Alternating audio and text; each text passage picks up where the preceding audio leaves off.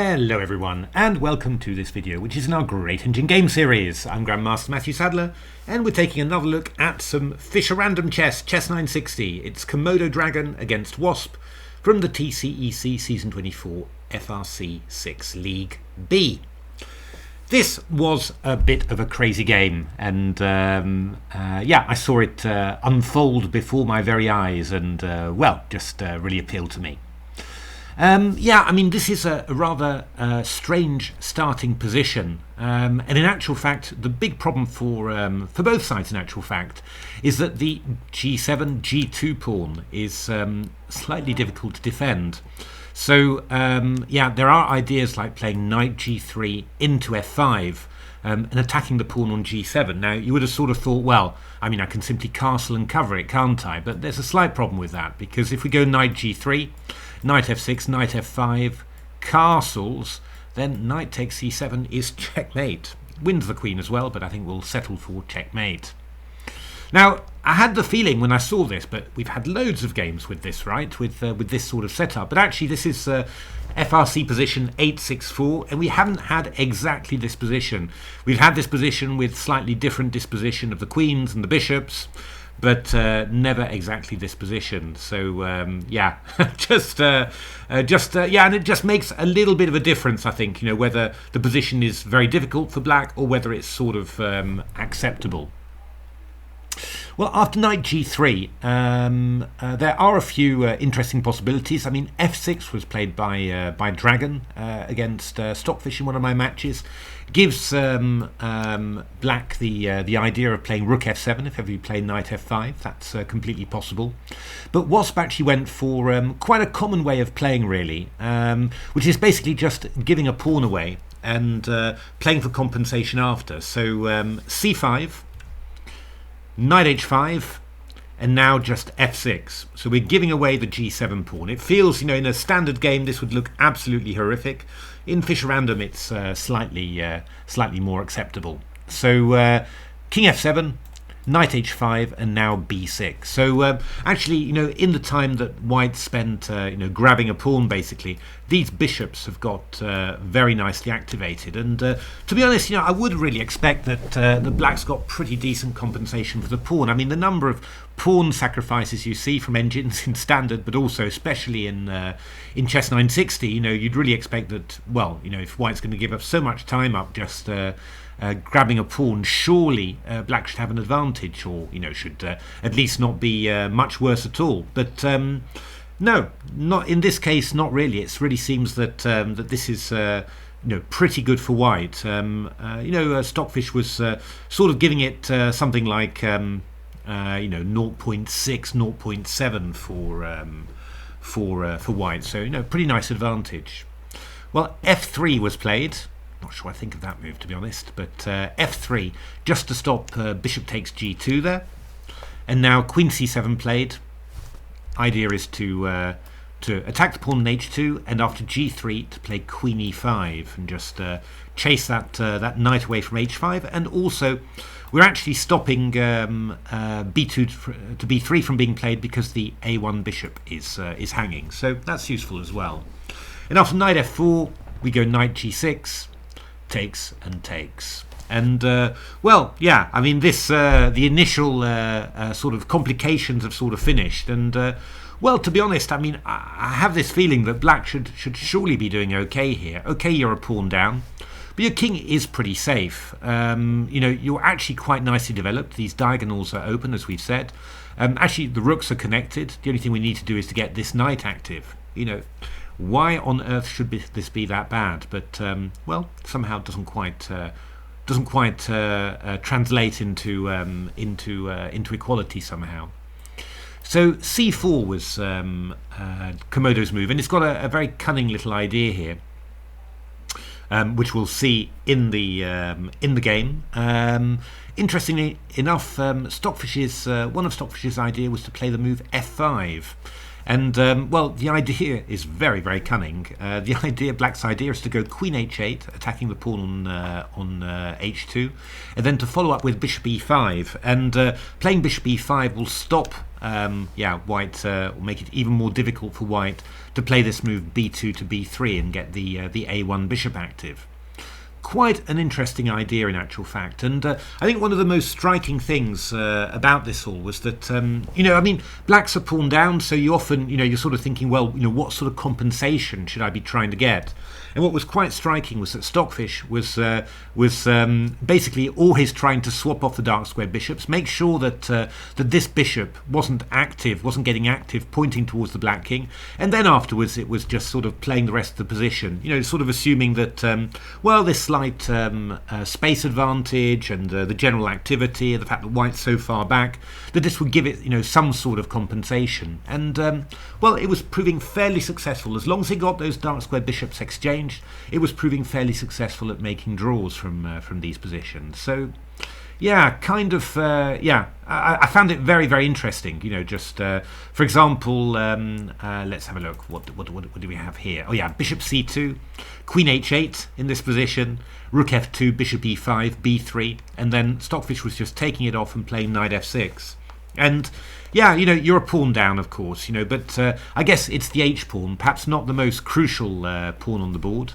And well, somehow Stockfish managed to create some counterplay, play on the queen side. White struggling really to get a real foothold in the position. And yeah, I don't know. I mean, I wouldn't really think that that Black's really got enough for the pawn, but somehow Stockfish had enough to turn this into a draw. King f2, a5, bishop d1, d6, h4, knight b4, rook fc8.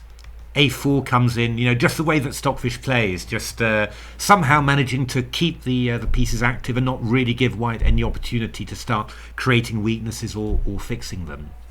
But yeah, I think it's pretty clear that if already this is the sort of defense that you're having to create somehow, it probably means that the position is not so good for black. Dragon played it in a slightly different way, so it was playing queen h5, for example, rook f2, e6, b3, knight e7, f4 from Stockfish here, stopping the bishop from coming to e5, so this bishop will not be exchanged. And well, I thought this looked quite decent, really, for Komodo.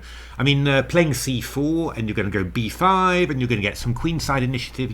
Why should this be so good for white? But yeah, somehow, Stockfish just managed to make something of these positions and really get an advantage and just outplay somehow. But yeah, it feels a little bit mysterious to me. I mean, this is horrible, obviously. This bishop on a8, trapped on the side of the board, loads of pawn weaknesses. Big square on e5 eventually for a white knight. But still, I'm not 100% sure that this should be so bad for black somehow, the way that Komodo Dragon played. But well, Komodo couldn't prove it against Stockfish, and well, Komodo's a bit better than I am, so I think we'll just have to run with it. Wasp played the move d5, which also looked quite active, and now takes, and now a very clever move from Komodo Dragon, just a small tactic but rather crucial. It's b3. So if queen takes a1, we've got bishop takes g6 and discovered attack, picking up the queen there. So that means that white's pieces get very nicely active. Queen h5, rook f2, and here once again, Stockfish was looking for something like knight h6, bishop d3, and then bishop e5 again. Just get rid of that dark square bishop. And I think the reasoning really is that then white's a pawn up, but somehow that huge activity, that's never really going to happen. It's just going to be an extra pawn, and the black structure is pretty good. It's not necessarily going to be easy to make that pawn really tell. What Wasp did, king g7, bishop d3 and e5, and yeah, Stockfish did not like that. Again, Stockfish's last attempt really to get what it wanted, bishop e5 again, swapping off the bishop, and then well, just give white okay, you've got an extra pawn but a lot less space, try and make something of it. And well, of course, as always, Stockfish was managing to hold this, even against an engine like Dragon. But after bishop d3 e5, yeah, basically, long term, this bishop is going to become a monster. It's pointing towards the black king, and obviously, there's ways and means of prizing this center open. And of course, the fact that white's a pawn up also means that white can very easily just sacrifice a pawn just to open up the center and start getting pieces pointing towards the black king. So e3, knight e7. And then, very nice move, queen b1. I wonder if you can spot the idea behind queen b1. I mean, obviously, we're protecting this bishop and we're sort of lining up here. But it also, what it does, it frees c1 for the white king. So white's actually able to castle queenside now. Now, castling queenside is a little bit risky, of course, because, the c-file feels like it's openable. But on the other hand, that will give white plenty of free room to start expanding on the king side, start opening those diagonals. So yeah, it's going to get very, very sharp now. Bishop c6 played by Wasp, and bishop e4. I mean, actually, even here, Stockfish wanted to play bishop takes e4. I mean, amazing how, you're a pawn down. Certainly I'm thinking counterplay, counterplay, counterplay. And Stockfish is just thinking, okay, exchange off the queens, take all the attacking possibilities out of the position, and then the rest of the structure, it's a pawn, but it's not like a pawn that's at your throat. Basically, it's a pawn with a lot of work for white to do. So maybe this is defensible. And again, Stockfish managed to defend this against Dragon quite comfortably. And this was full strength Dragon, not the MCTS that I've been running. This was full strength Dragon, on 94 threads. So yeah, pretty serious machine somehow.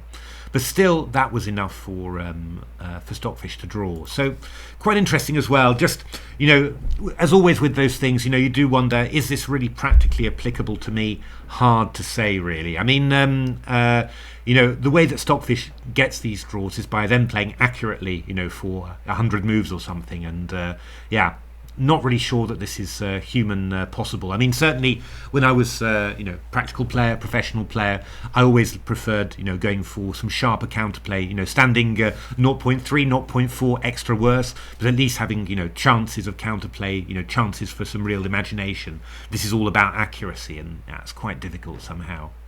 Wasp went for the attack, knight d5. This knight's aiming for b4, looking to attack those squares. And to be honest, that looks a very natural and reasonable move to me.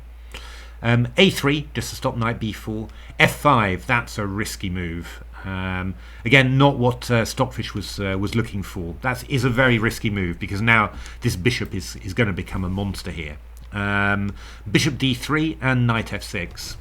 So black still really looks like black is pressing, but it's just a little bit hard to sort of know where is black aiming towards, because all of the obvious things to expand with, e4 or f4, well, it just opens up diagonals for white's pieces pointing towards the black king there. And of course, this is the thing about FRC, about chess 960. You sort of think, oh, the white king's trapped in the center, but actually the white king can still escape to either side. So yeah, you've got to bear in mind that the king is not a target in the center of the board. It's still got plenty of room to move everywhere it wants to. Not to the king side, of course, because you played rook f2. But, well, I mean, you could even play king f1 to g2, for example. That would even be possible. So a4's an interesting move, just really a move only an engine would play. Actually, what Stockfish is actually just trying to consolidate the queen side. So stop black from playing b5, c4, and preparing to castle queenside. And now, yeah, now we're going to be launched here. I mean, how is white going to break open the king side? Well, g4 is definitely something. Actually, also h4, knight h3 to g5 is definitely something as well. And, well, we'll see in the game what happens, because Komodo Dragon finds another way. Queen h7 was played by Wasp, which is a little bit weird. The idea in actual fact is that Wasp wants to bring the queen over somewhere a bit more central and sort of help support a queenside initiative, but by doing so Wasp is going to be giving up its whole king side. So yeah, really pretty risky there, but okay, why not? E4 played by Komodo Dragon. G4 was also possible here, just to try and break open the king side. That was Stockfish's favourite move, but E4, you put E4 on the board and Stockfish is also very happy. And now an amazing move from Wasp. I mean, none of my Indians wanted to play this. They're all looking at something calm like Fe and Rook F8, you know, just sort of trying to fight for some sort of F-file control. But Wasp played the move King H6, which is quite incredible.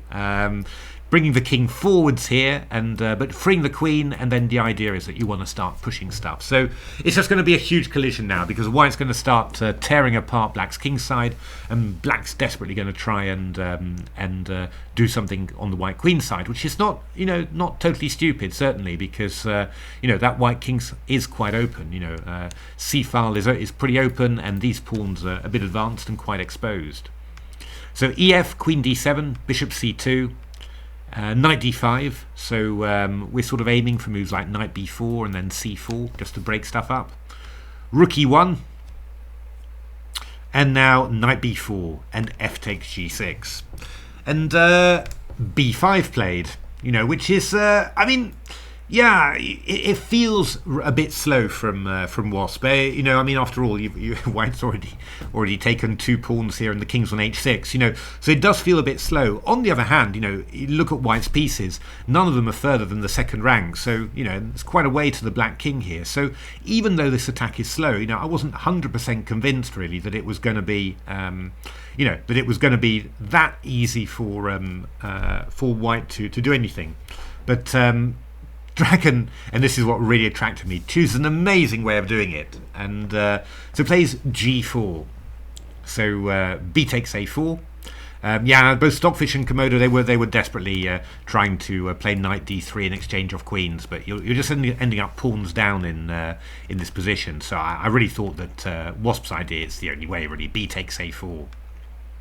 G5 check. Yeah, if you go king d5, then g7 was the idea, and then we're going to have stuff like rook g2 to g6 basically.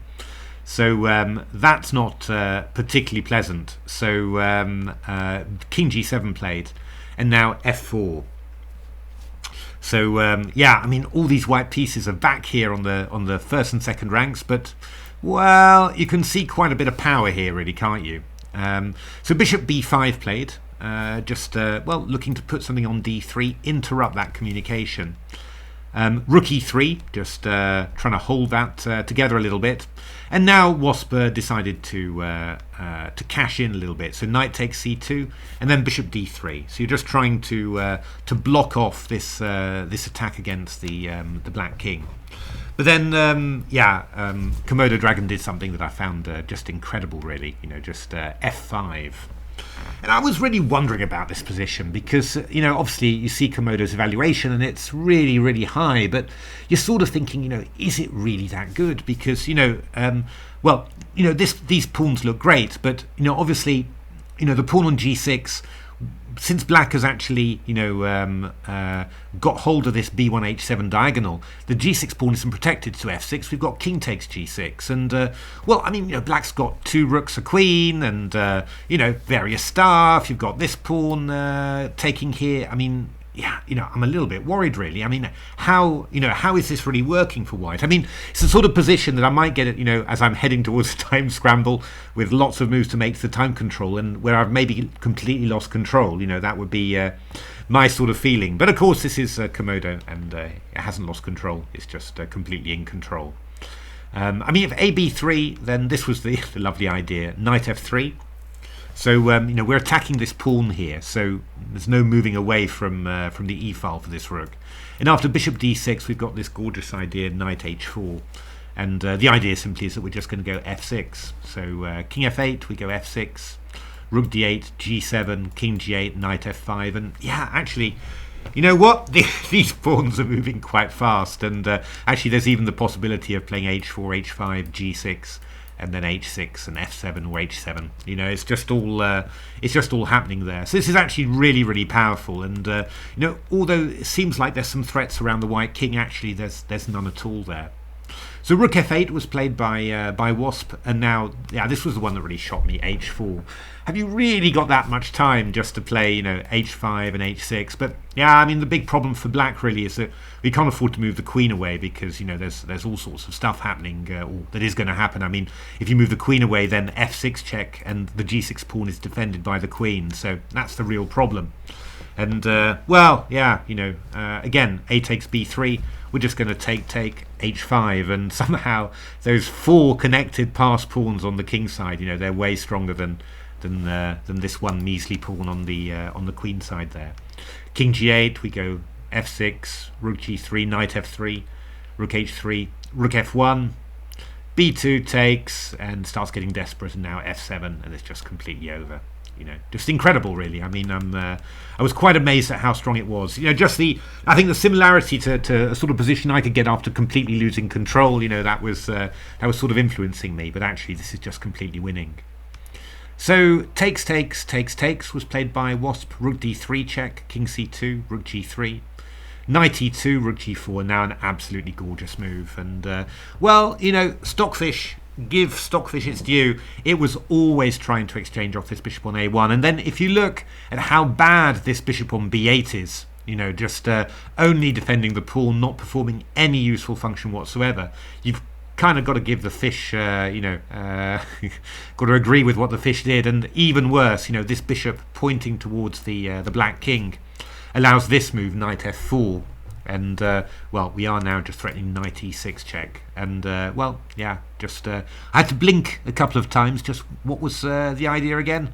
Oh yeah, h5 check, really nice. You know, this knight is now defending the g pawn, so basically the king can't defend the rook anymore. So king h5, rook f5, and you know, blink, and white is just a piece for a pawn up, and well, all of these are vulnerable, quite apart from the bishop on b8 as well. So Komodo Dragon won that with consummate ease, as you would expect.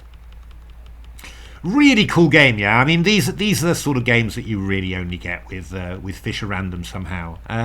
Yeah, I mean, I thought Wasp was a little bit unlucky because, you know, I really thought that this position for black should be pretty decent compensation. Certainly, you know, comparing to all the pawn down positions that I've seen in FRC, that you know, that Leela or Stockfish have assessed as better, you know, with the pawn minus. I was very impressed with what Stockfish did. You know, all of these ideas to try and swap off the you know, the dark square bishop, you know, by playing the bishop to e5.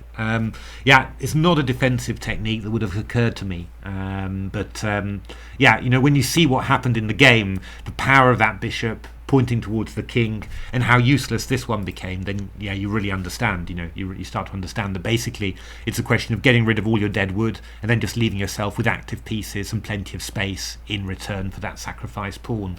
It's not enough for the pawn. It's not that Stockfish assesses it as equal, but it's enough for Stockfish to be getting on with to create activity to get a draw. And yeah, you know, I thought it was a very impressive game from Komodo. Yeah, just this move queen b1 allowing king queenside castling, I thought was really lovely. But this whole, you know, the whole way that that Stockfish did it with let me just with this march of the of these kingside pawns. I mean, simply, I mean, quite astounding, really. You know, that quite astounding that, you know, pawns on their own really can create so much danger. But, you know, it's these sort of lurking pieces here on c2 and a1 that do all the damage. And yeah, somehow this knight was also decisive. You know, knight e2 to f4 in the game, and then knight f3 to h4 in the variations that we saw. And yeah, I mean, I love that variation where the h pawn moves all the way up. You know, just really incredible. So there we are. Hope you enjoyed that. If you enjoyed that, why not give a like, subscribe to the channel, take a look at my new book, Re-Engineering the Chess Classics, which analyzes classic games just in this way, with, you know, masses of engine games and masses of engine insights, and but, you know, adjusted to human thought. So we don't look at stuff that's only an engine play. We look at what humans would want to play, and then try and see what the engines think of that, and try and tweak it with their help. You know, so I think it's a fascinating book and quite unique. And yeah, I think that anyone would enjoy it, particularly if you like classic games as well. But otherwise, thanks very much for watching, and keep your eyes peeled. Plenty more videos coming. Thanks for watching.